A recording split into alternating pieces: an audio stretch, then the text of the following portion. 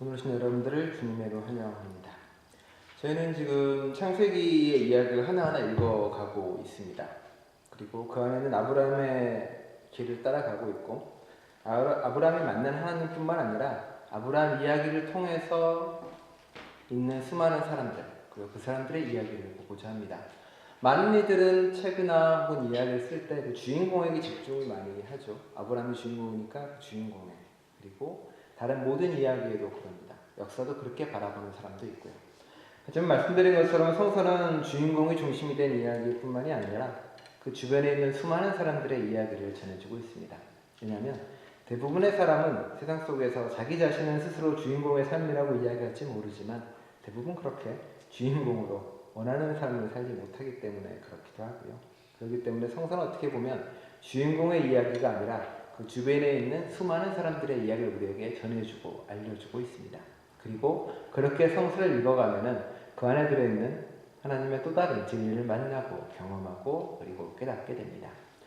종종 많은 사람들이 성서를 읽으면서 오독하거나 잘못 읽는 경우가 많이 있습니다. 물론 가장 큰 문제는 안 읽는 게 가장 큰 문제고요. 그리고 더 큰 문제는 읽었는데 자기 마음대로 해석하는 게 큰 문제이기도 합니다. 창세기는 그렇게 오독되고 오해되는 경우가 상당히 많이 있습니다. 뭐 그런 경우죠. 알레고리적 해석이라고 보통 이야기하는데 이런 경우입니다. 우리가 지난주에 이제 리브가의 결혼 이야기를 다루었는데 리브가의 결혼 이야기를 다루면서 그런 얘기를 하죠. 아브라함이 그 종을 보내서 이삭의 아내를 구하는 이야기를 합니다. 이걸 이런 식으로 해석을 합니다. 아브라함은 하나님입니다. 그리고 그의 자식인 이삭은 이제 예수님인 거죠. 그걸 하나님이 결심을 합니다. 그래. 예수님의 일을 함께하고 그들과 더불어 그리스도의 신부를 맞이하겠다라고 생각을 합니다. 그리고 이렇게 보내죠. 보내는 그 종은 성령입니다. 딱 갑니다. 그리고 성령을 맞이하는 우리가 할 때 리브가처럼 그렇게 잘 맞이하고 환대해야 된다라고 이야기를 하죠.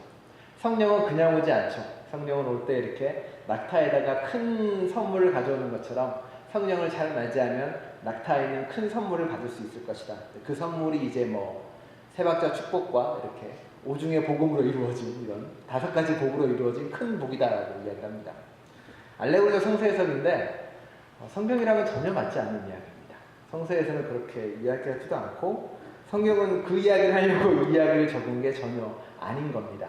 근데 마음대로 그렇게 해석을 하고 이제 은혜 받았다고 좋아하는 분들이 있긴 하지만 은혜 받는 건 좋은데 이제 성경이랑은 좀 관련이 있으면 하는 바람도 있고요. 영적 해석이라는 말을 종종 하기도 합니다. 이런 경우인데 노아가 방주에서 이제 비둘기를 이렇게 날려보냅니다.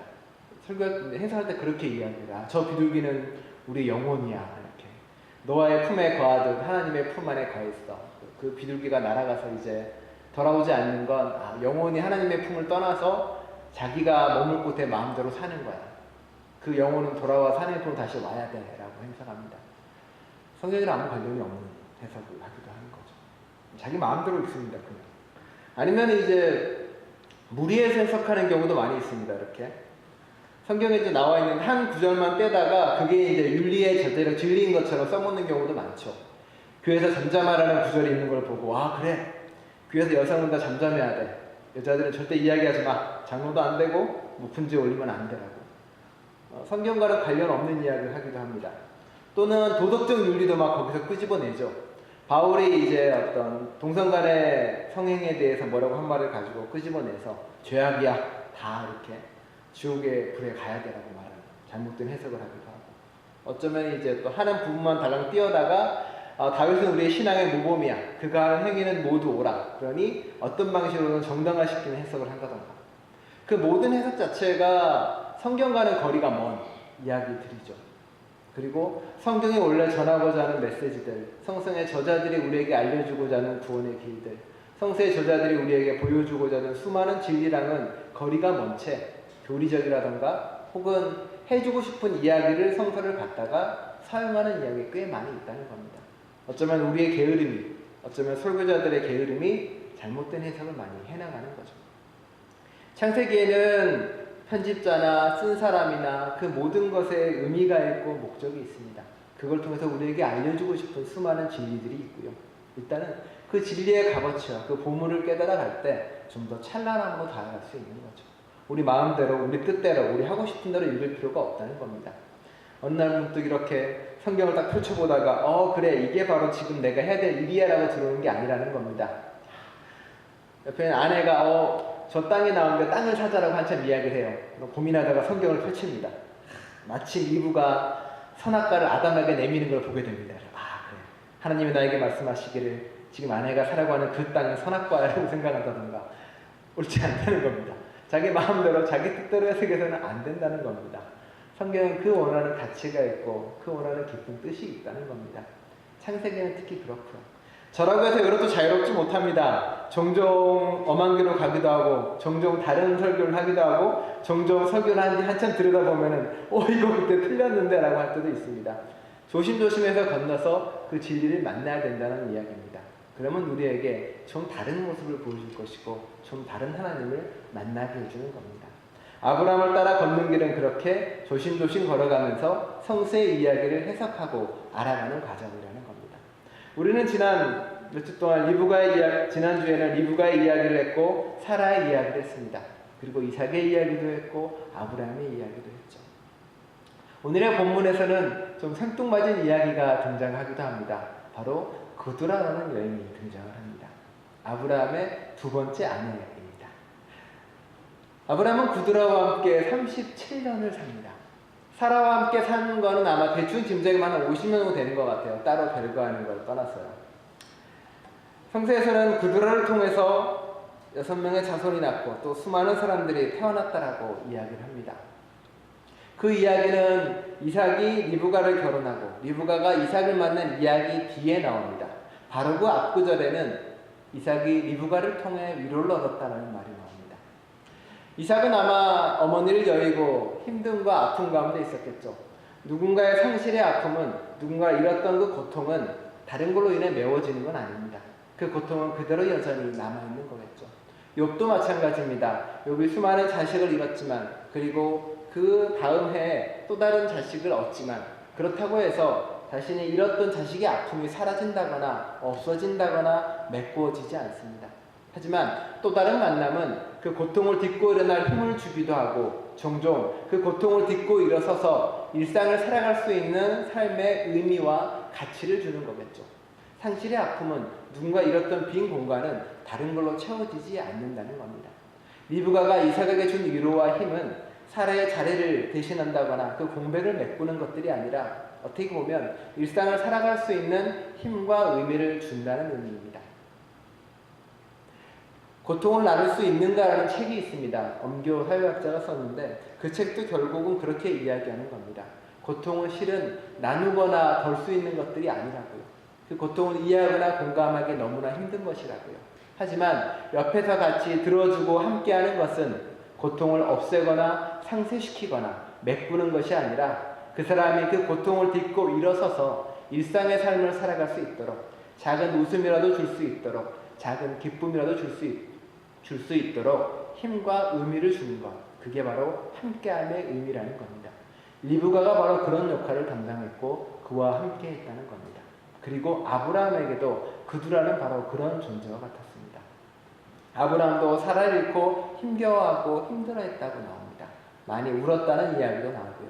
아마 그들과 함께한 그 삶은 그래도 또 다른 삶의 의미와 또 다른 삶의 가치를 부여한 거겠죠. 그리고 아브라함은 그두라를 통해서 조금 더 한 발짝 하나님의 뜻으로 나아갑니다. 그두라는 이방 민족이었고 그두라는 그 이름의 의미처럼 향기라는 의미처럼 어떻게 보면 아브라함의 삶에 또 다른 삶의 향기를 전해준 사람인지도 모르겠습니다. 아브라함은 그렇게 해서 두 번째 아내를 통해서 또 다른 민족들을 하나하나 얻습니다.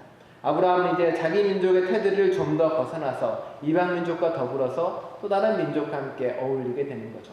그들은 그렇게 해서 자손을 낳게 되고 그 자손과 함께 어울리게 됩니다. 하지만 아브라함도 끝까지 나아가지 못합니다. 아브라함이 어떻게 하냐면 재산을 분배할 때 어떻게 합니까? 이삭에게 많은 걸 다 물려주죠. 그리고 첩들의 자식에게는 한 몫씩 떼어준다라고 나옵니다. 근데 좀 애매한 게 이 첩들이라는 단어인데 하갈도 부인이고 그두라도 부인입니다. 부인이라는 단어가 첩들이라는 말에 따로 나와요. 그래서 이거에 대한 언급이 없습니다. 아브라함이 그두라 말고 또 다른 아내들을 뒀는지에 대한 언급은 더 이상 나와 있진 않습니다. 뒀을 수도 있고 안 둘 수도 있고요. 첩이라고 번역됐지만 뭐 다른 아내들이라고 번역하는 그 말들 가운데는 다른 의미도 있는 거겠죠. 한몫밖에 띄워주지 않습니다. 결국 아브라함도 아직은 이렇게 온전하고 완벽하게 나아가지 못하고 결국은 세상을 떠나게 되는 거겠죠. 아브라함의 삶의 모든 삶이 그 기간들이 결국은 순례의 과정이었고 그 길은 자신의 생애에서 끝납니다. 그것은 누군가가 이어받아서 그 길을 계속 걸어가게 되는 거겠죠. 그게 이삭과 야곱과 리브가와 라헬로 걸어가는 길이었죠. 그드라도 그 길을 이은 사람입니다. 그 이후에 그드라는 어떻게 했을까요?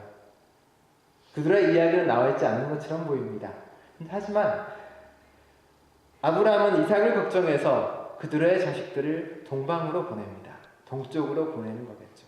그드라는 과연 어디로 갔을까요? 그드라는 아브라함을 보내고 아마도 자신의 자식들과 함께 동쪽으로 향했겠죠. 그리고 누군가와 결혼하거나 사는 것이 아니라 그곳에서 그 아들들과 함께 새로운 족장을 이끌고 새로운 부족을 만들어 나갑니다. 그녀는 또 다른 부족의 시작이 되고 또 다른 부족의 어머니가 됐다는 겁니다. 그들은 그렇게 새로운 삶을 한 발짝 한 발짝 뛰고 나아가게 되는 거겠죠. 그리고 그들의 그 부족은 놀랍게도 읽어보시면 아시겠지만은 성경에 자주 등장하는 미드온이라는 종족이 여기서 나옵니다. 이스라엘 민족과 끊임없이 싸우고 끊임없이 부딪히고 끊임없이 전쟁을 일으키고 서로가 서로를 불태워 죽이자는 그 상황까지 이르는 사람들이 바로 이 안에 등장을 합니다. 왜 등장을 하는 걸까요? 그리고 창세기 기자들은 왜 이것을 여기다가 썼을까요? 아마 그들은 고백할 것입니다. 지금 우리가 싸우는 이 종족들이, 내가 이렇게 미워하고 증오하고 부딪히는 이 종족들이 사실은 우리 가족이야. 사실은 한 뿌리에서 나왔어라고 고백하는 겁니다. 지금 나와 싸우는데 그들이 우리와 철천지 원수가 아니라 절대 만날 수 없는 누군가가 아니라 실은 한 가족이라고 고백하는 겁니다. 지금 눈앞에 싸우고 있는 그 사람들이. 창세기 기자의 놀라움은 바로 거기에 있는 겁니다. 지금 너와 싸우고 있지? 그 사람들이 실은 너와 평화를 이룰 수 있는 가능성이 있는 사람들이고 너와 화해할 가능성이 있는 사람들이고 너와 언젠가 만날 수 있는 사람들이야. 왜? 같은 민족이고 한 뿌리에서 나왔고 같은 생명이고 같은 인류니까. 지금 눈앞에 싸우고 하는 그 사람들을 원수로 보는 것들이 아니라 지금 눈앞에 있는 그 사람들을 우리와 같은 생명과 같은 하나님의 자손이라고 고백하는 겁니다.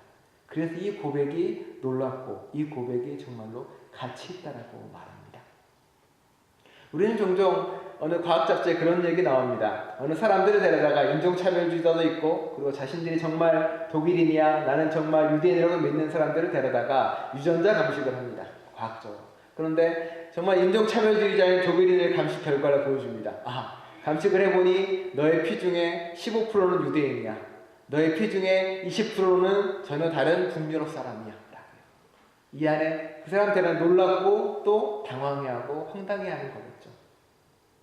자신의 뿌리가 그리고 우리 모두가 한 생명이라고 아는 그 순간은 우리는 차별의 벽을 넘을 수 있고 경계의 벽을 넘어갈 수 있다는 겁니다. 우리는 한국 사람이기도 하고 캐나다 사람이기도 하고 또 수많은 다른 지역에 다른 민족에 얽혀있는 사람이기도 합니다. 그것을 우리는 하나님 나라의 백성이라고 이야기합니다. 모든 경계를 넘어선 사람이고 모든 경계를 넘어서 존재하는 사람이기 때문에 그렇습니다. 그거를 코스모폴리탄이라는 단어로 설명하기도 하고요. 종종 글로벌 로컬레이션이라는 단어로 표현하기도 합니다. 철학적으로 그럽니다. 디오게네스에게 어느 누가 찾아와서 이야기합니다. 얘가 놀고 먹으니까 시민으로서의 의무도 하지 않고 그 국가로서 세네카는 거기에 문명에 복마지 않으니까 누가 와서 물어봐요. 넌 도대체 어디서 와서 누구냐라고 물어보니까 디오게네스가 이야기합니다. 나는 코스모폴리탄이야. 나는 세계 시민이야. 나는 우주 시민이야라고 이야기합니다. 경계나 구분짓지 않고 우리 모두가 하나라는 거에서 모든 가치를 판단하기 시작합니다. 내 민족, 내 국가, 내 가정, 내 성, 내 소득, 내 그걸로 구분하는 것들이 아니라 범위를 넓게 해서 모두가 하나라고 고백하는 것.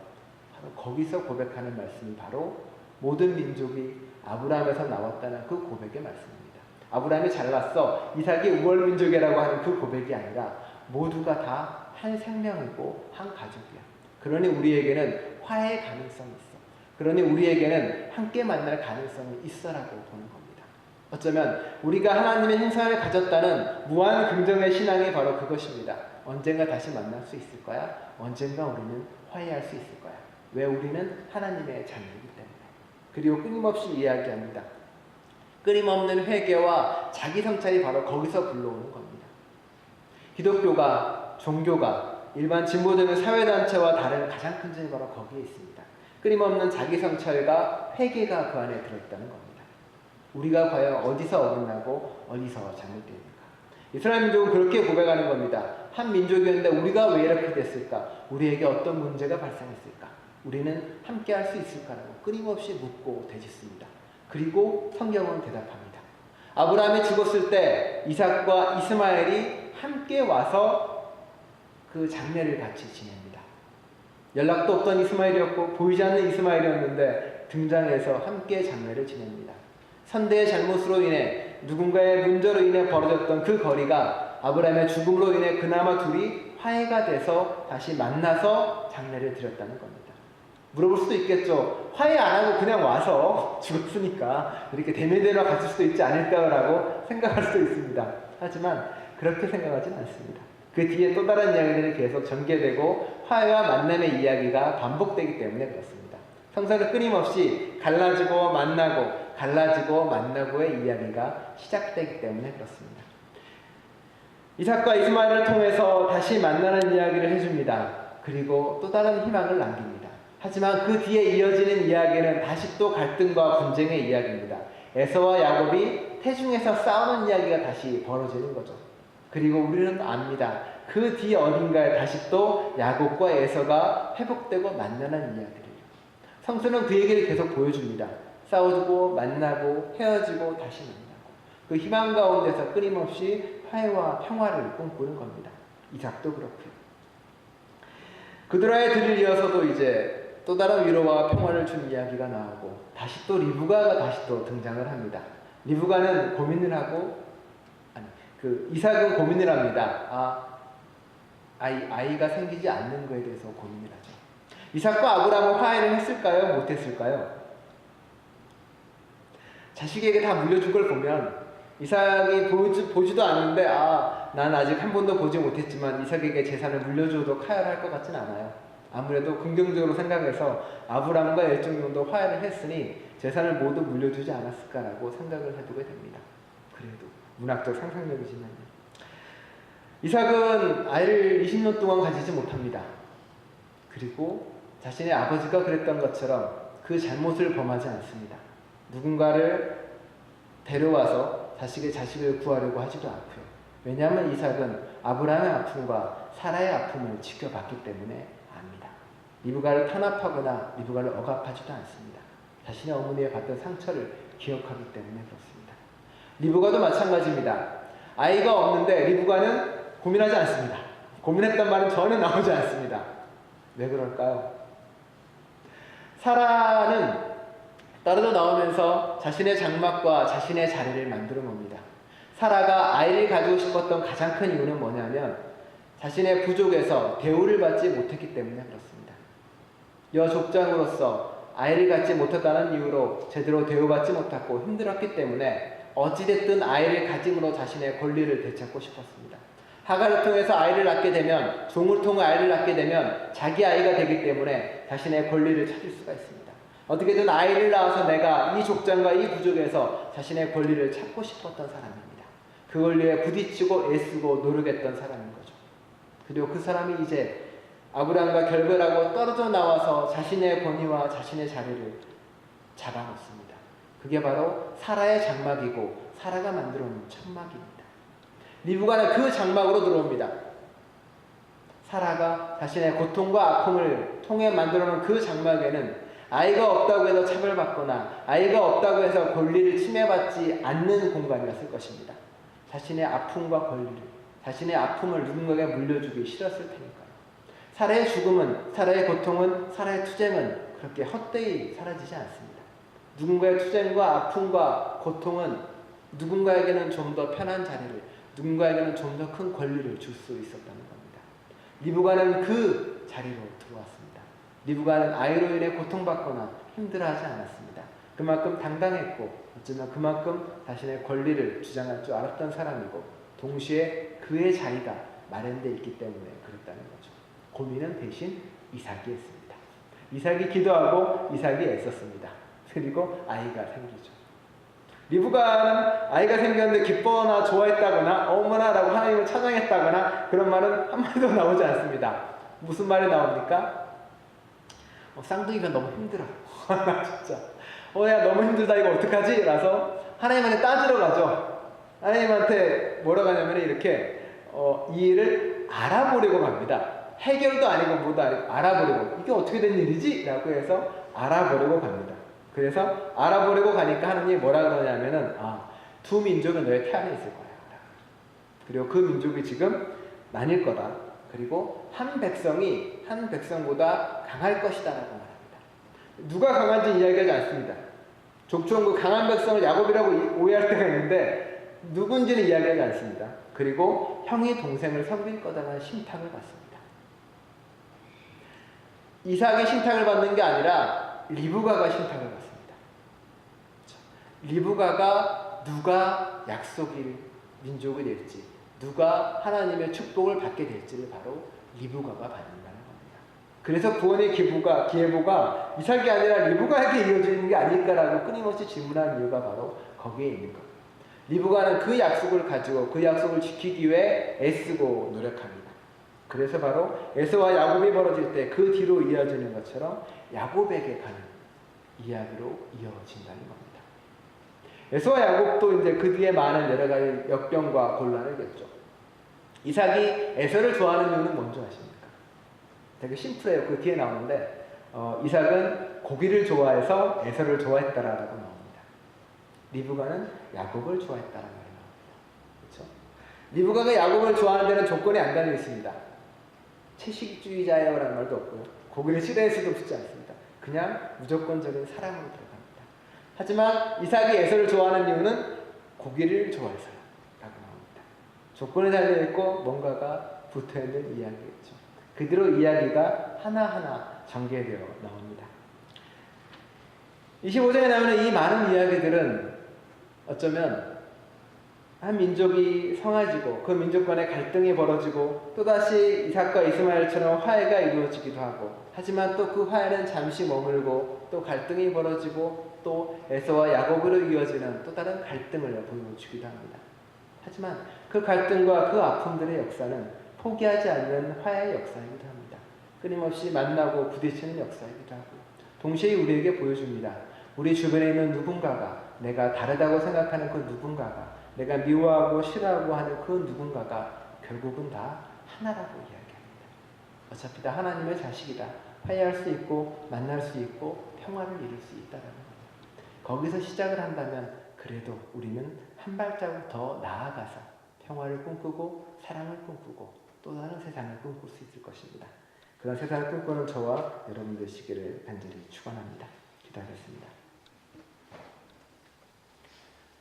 주님, 성서 기자는 자신과 지금 싸우고 있는 원수와 같은, 자신들의 가족도 죽이고 친척을 죽였던 그 수많은 이방 민족들이, 증오에 맞지 않는 그 이방 민족들이 결국은 모두가 아브라함으로 시작했다고 고백합니다. 모두가 다 한 자손이고 하나님의 아들이라고 고백합니다. 그 고백이 우리의 고백이 되기를 바랍니다. 그 고백이 우리의 신앙이 되기를 고백해봅니다. 나누고 경계짓는 것을 넘어서서 하나님의 나라라는 국적이 없는 자로, 무법적 존재로, 그리고 떠돌아다니는 존재로, 이 세상의 질서나 경계에 묶이지 않는 존재로 살아가기를 간절히 바랍니다. 그리고 리브가가 또 다른 구원의 계보를 이어 화해와 평화를 꿈꿨던 것처럼 저희 또한 그런 삶을 살아갈 수 있도록 함께하여 주옵소서. 예수 그리스도의 이름으로 기도드립니다. 아멘.